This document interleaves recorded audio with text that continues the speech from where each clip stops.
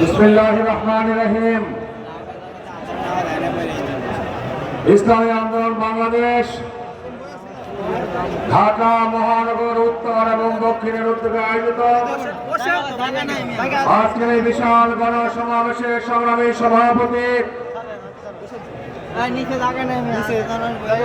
আজকের সমাবেশের প্রধান অতিথি, ইসলামী আন্দোলন বাংলাদেশের সংগ্রামী আমির হযরত পীর সাহেব হুজুর চরমনাই আজকে মজলিসে বক্তব্য রাখবেন। স্বৈরাচার বিরোধী আন্দোলনের অকুতোভয় সৈনিক, ইসলামী আন্দোলন বাংলাদেশের সংগ্রামী সিনিয়র নায়েবে আমির মুফতি সৈয়দ মোহাম্মদ ফয়জুল করিম সহ কেন্দ্রীয় নেতৃবৃন্দ, সমবেত ভাইরা, পুনর্বার স্বাধীন বাংলাদেশে আপনাদের সবাইকে স্বাগত জানাচ্ছি। অনেক রক্ত, অনেক জীবনের বিনিময়ে আমাদের মাথার উপরে বসে থাকা এক রক্তক্ষেত ডাইনি আপনাদের আন্দোলনের করে চোরের মতো দেশ থেকে পালাতে বাধ্য হয়েছে। মানুষ যদি দাম্ভিক হয়, ক্ষমতার মহে যদি উন্মাদ হয়ে যায়, তার শেষ পরিণতি কি হতে পারে এই রক্তক্ষেত শেখ হাসিনা তার উৎকৃষ্ট প্রমাণ।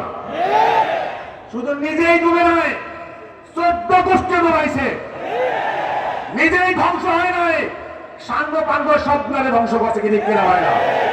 সুতরাং আজকে কথা প্রমাণিত, ক্ষমতার দম্ভ দীর্ঘস্থায়ী হয় না। ক্ষমতার মোহে অন্ধ হয়ে যদি জানেনার ভূমিকা অবতীর্ণ হয়, সময়ের ব্যবধানে আল্লাহ তাকে উপযুক্ত শাস্তিও দিয়ে থাকেন। সংগ্রামী ভাই আমার, স্বাধীনতা অর্জন করা সহজ, কিন্তু স্বাধীনতা রক্ষা করা তার চেয়ে বড় কঠিন। আমরা দেখেছি গত 5ই আগস্টের পরে একদল মানুষ, তারা যাদেরকে আমরা হটালাম তাদের চরিত্র ধারণ করেছে। যাদেরকে আমরা হটালাম তাদের বিরুদ্ধে অভিযোগ কি? তারা লুটপাট করে, তারা চুরি করে, তারা টেন্ডারবাজি করে, দখলবাজি করে, মানুষের উপর জুলুম করে, অত্যাচার করে, আন্দোলন করে, সংগ্রাম করে। এই জুলুমবাজদেরকে আমরা এ কারণে হটাইনি যে এক জালেমের পতন ঘটবে আর এক জালেমের পুনর্ভাব করবে। সুতরাং সতর্ক করে বলে দিতে চাই, পীর সাহেব চরমনাই সৈনিকেরা আদর্শ লালন করে যেখানে অন্যায় সেখানে গর্জে ওঠে। যদি জালেমের ভূমিকায় দ্বিতীয়বার কেউ অবতীর্ণ হওয়ার চেষ্টা করেন, পীর সাহেব চরমনাই সৈনিকদের হাতের গজারি লাঠি কিন্তু হাতে থাকবে না। সারা বাংলাদেশে আমরা নানা রকম অরাজকতার সংবাদ পাচ্ছি। আবেগের বশীভূত হয়ে হয়তো কেউ কেউ তাৎক্ষণিক কিছু উত্তেজিত হয়েছেন, কিন্তু এখানে দীর্ঘস্থায়ী করার চিন্তাও করবেন না। আমরা শুধু এতটুকু জানান দিতে চাই, আমরা এই মাটির সন্তান, এই দেশকে আমরা ভালোবাসি। এই দেশের স্বাধীনতা সার্বভৌমত্ব রক্ষার জন্য, দেশের আভ্যন্তরীণ শৃঙ্খলা রক্ষার জন্য যখন যা করা দরকার, পীর সাহেব চরমনাই সেই সিদ্ধান্ত নিতে ভুল করবেন না। সুতরাং ভাইয়েরা আমার, আজকে আবু সাঈদ জীবন দিয়েছে, মুগ্ধ জীবন দিয়েছে।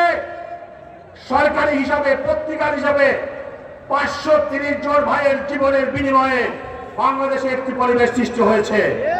এই পরিবেশ অক্ষুণ্ণ রাখতে হবে। জগদ্দল পাথরের মতো আমার কোন জালিম যাতে আমাদের কাজের উপর চেপে বসতে না পারে, সেজন্য আমাদেরকে সদা সচেতন থাকতে হবে। এই আন্দোলনে যারা জীবন দিয়েছেন প্রত্যেকের রুহের মাগফিরাত কামনা করছি। যারা আহত হয়েছেন তাদের দ্রুত সুস্থতা কামনা করছি। আর আগামী দিনে এই দেশ গড়ার আন্দোলনে, দেশের শান্তি শৃঙ্খলা বজায়ের আন্দোলনে আপনাদের সবার স্বতঃস্ফূর্ত অংশগ্রহণ কামনা করে বক্তব্য শেষ করছি। ইনশাআল্লাহ রাজপথে দেখা হবে, স্লোগানে কথা হবে।